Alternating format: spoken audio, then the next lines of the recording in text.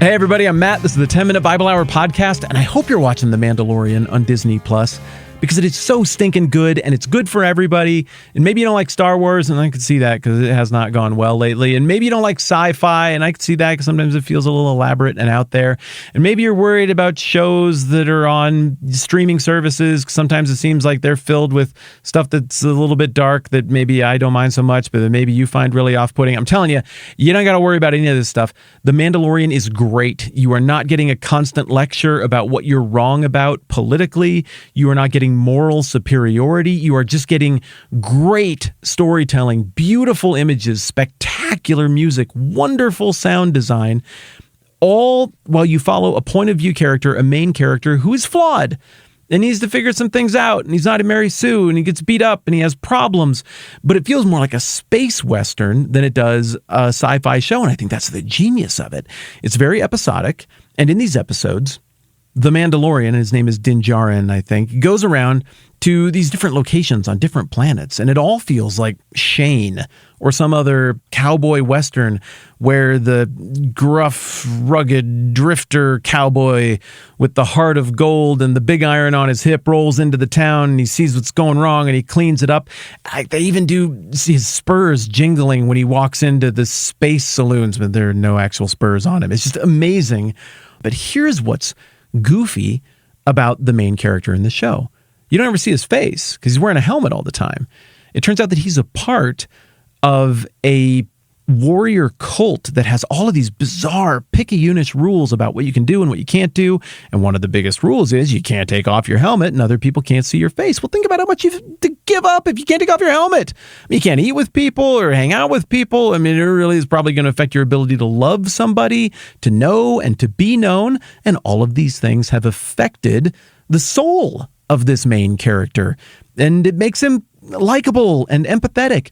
And at first, you're like, these rules are stupid. I don't care about, I'm not invested in any of these rules. Take off your helmet, just be a dude. But then the further along it goes, you realize that he is so committed, that these Mandalorians are so committed to these religious rules that they're willing to make serious sacrifices to honor this. They're willing to forfeit financial gain. They're willing to forfeit victory. They're willing to forfeit love. And every time the Mandalorian honors his vows and honors his way and gives something up, you as the viewer feel yourself becoming more committed to those picky-unish religious rules as it goes along. It's a very interesting thing to note the effect that it has on the person who's watching. Well, imagine how much more so that would have an effect on the person who doesn't remove the helmet. Imagine how much more so that would have an effect on somebody who's gone their whole life making these sacrifices, and their ancestors made these sacrifices. And we could have had these other things. We could have done this other stuff, but we believe this is the way. And so we've stuck to our guns even when it hurts. How hard would it be to move on from those values, given all that sacrifice, not just in your life, but in generations past? Well, that's a question we need to explore today as we consider Matthew chapter 12 and the Pharisees and religious leaders who are in opposition to Jesus over questions about the Sabbath. We've spent some time now looking at two big Sabbath controversies that happen back to back in Matthew chapter 12, verses 1 through 14. Starting in verse 9, it says, "Going on from that place, he went into their synagogue, and a man with a shriveled hand was there. Looking for a reason to accuse Jesus, they asked him," they being the Pharisees, "Is it lawful to heal on the Sabbath?" And Jesus said to them, "If any of you has a sheep and it falls into a pit on the Sabbath, will you not take hold of it and lift it out? How much more valuable is a man than a sheep? Therefore, it is lawful to do good on the Sabbath." Then he said to the man, "Stretch out your hand." So he stretched it out, and it was completely restored, just as sound as the other. But the Pharisees went out and plotted how they might kill Jesus. Whoa, that went nuclear. I get it. Okay, you disagree about how you want to do your weekends and stuff, and you disagree about some religious details, and that's cool. But why is it such a big deal that they want to murder Jesus over it? Remember, these are people who think they're right, and they've been pushed to the brink of being down with maybe shedding blood, killing somebody over this. Why are they so invested? Well, here's why they're so invested. Because just like the Mandalorian, they have given up a tremendous amount in service of these religious ideals, a profound honoring of the Sabbath. Now, this honoring goes beyond like, hey, let's take it easy, do some rest. Maybe you're not going to mow the lawn or take the trash out or whatever. No, it's down to like, am I allowed to pick up this bookmark that I just picked up with my left hand? Am I allowed to set it over here? What if I set it 3 feet further over there? Would that then constitute work? And part of the reason they're so committed to this way is because I think it's what God wants. And part of the reason they're so committed to this way is that they felt their ancestors weren't committed enough and that God punished them for not being committed enough. And they may have a point. So in The Mandalorian, when push comes to shove, there are lots of moments where taking off the helmet would make sense, but the Mandalorian won't do it. He's committed. Likewise, when we look at the history of the Jewish people that would have been relatively fresh in the minds of the original audience and the minds of the people who are engaging with Jesus here, we see a lot of moments where it would have really benefited them to move on from their traditions. And in fact, we get a couple of very detailed recordings of such moments that I think will make you and me empathetic to the people who oppose Jesus, even if we like Jesus' way better, because they made massive sacrifices to do what they believed to be right regarding the Sabbath, even if I might not share those beliefs. So in 63 BC, there's this guy named Gnaeus Magnus Pompey. I think I'm saying that right.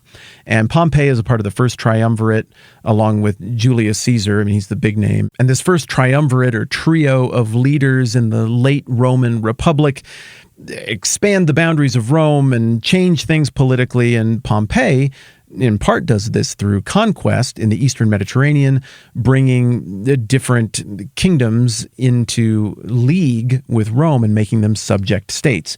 And in Josephus, who is a Jewish guy who converted to the Roman side under pressure, in his book, The Antiquities of the Jews, it's a history, he gives us some details about how Pompey took Jerusalem. In some ways, it was a pretty standard siege, but something different happened here during this particular siege of Jerusalem with the Romans outside the walls and the Jews inside the walls when Pompey showed up.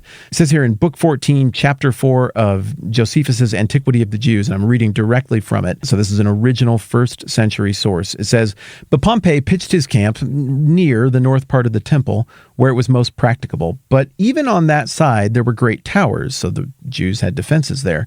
And a ditch had been dug, and a deep valley begirt around it, for the parts toward the city were precipices, and the bridge on which Pompey had gotten it was broken down." So Pompey has a problem here making this siege work. The Jews were ready for him, and the defenses are solid. However, a bank was raised day by day with a great deal of labor while the Romans cut down materials for it from the places round about. Okay, so they're building these earthworks, the Romans are, to overcome the Jewish defenses. Josephus goes on, "And when this bank was sufficiently raised and the ditch filled up, though but poorly by reasons of its immense depth, he brought his mechanical engines and battering rams from Tyre, and placing them on the bank, he battered the temple with the stones that were thrown against it. And had it not been our practice," our being the Jewish people's practice, "from the days of our forefathers to rest on the seventh day, this bank could never have been perfected, by reason of the opposition the Jews would have made. For though our laws give us leave to defend ourselves against those that begin to fight with us and assault us, yet it does not permit us to meddle with our enemies while they do anything else." Are you understanding what Josephus is saying here? There is a technicality in the Second Temple oral law, not the Old Testament written law, that said if your enemies are like throwing rocks at you or attacking you, you can fight them. But if they're not actually attacking you, you just have to let them do what they're doing. I'm not touching you. I'm not touching you. I'm not touching you. That's what Pompey figured out. So he's like, okay, let's just keep building these siege ramps on Sabbath days only then. And he does, and it works. Picking it up with Josephus, it says, "This is a thing the Romans understood. On those days which we call Sabbaths, they threw nothing at the Jews, nor came to any pitched battle with them, but raised up their earthen banks and brought their engines into such forwardness that they might do execution the next days. And anyone may hence learn how very great piety we exercise toward God and the observance of his laws, since the priests were not at all hindered from their sacred ministrations by their fear during the siege." And he goes on to describe that the priests, right up until the moment they were run through, just continued to carry out their sacrifices, and that the Jewish people never lifted a hand. And if we skip forward a few paragraphs, here's the result. This is what the Jewish people got for honoring the oral traditions surrounding their Sabbath. Pompey breached the walls, he took Jerusalem, and, quote, he made Jerusalem tribute to the Romans.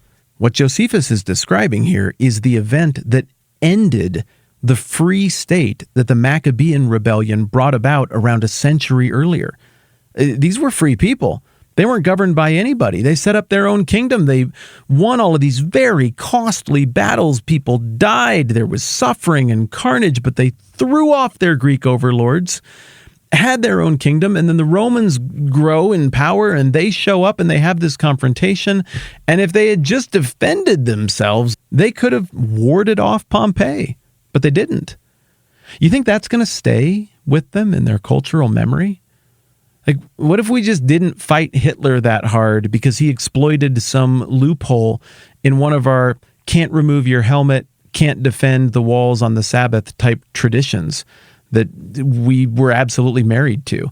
You think now, better part of a century after the fact, we wouldn't be changed or have some great sense of sacrifice and even piety that comes with, hey, we lost and we lost bad, but we did the right thing because we were honoring God? No, that would be baked into our psyche as Nazi-occupied Americans. And likewise, it was baked into the psyche of the people who are talking with Jesus here, again, within a century or less of the events that Josephus is describing right here. Much like the Mandalorian's not pulling off that helmet, and it costs him something. So the Jewish people were not pulling off that oral tradition surrounding the Sabbath. Whether it's legit or not, they stuck to it, and it cost them something. And when you pay something for that kind of a commitment, this is a noble thing. This is a good thing. And honestly, it's going to take a lot, like maybe even more than somebody's hand growing back out of thin air, or even somebody coming back from the dead, for some people who are deeply committed to this tradition and deeply sensitive to what they believe was given up in the service of God to shift gears, to see who Jesus is and what his kingdom is about, and to jump in with that.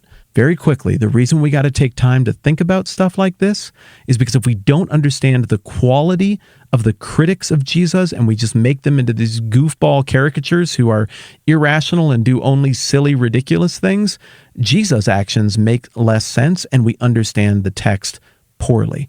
But if we humanize the opponents of Jesus and understand them in their historical context and understand their rational, if maybe flawed, motives, we understand Jesus, we understand the text better, and consequently, we have a better chance of figuring out what we do with it and where we fit into this big story as well. Thanks for being willing to go down the history rabbit hole with me a little bit here. More tomorrow. I'm Matt. This is the 10-Minute Bible Hour podcast. Let's do this again soon.